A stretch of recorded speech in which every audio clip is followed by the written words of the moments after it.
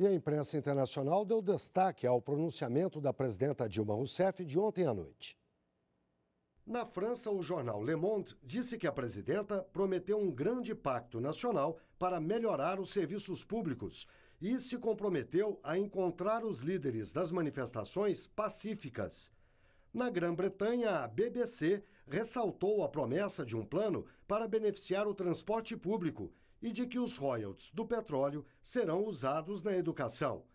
Nos Estados Unidos, o New York Times disse que os compromissos incluem alguns programas que, no passado, não tiveram apoio suficiente.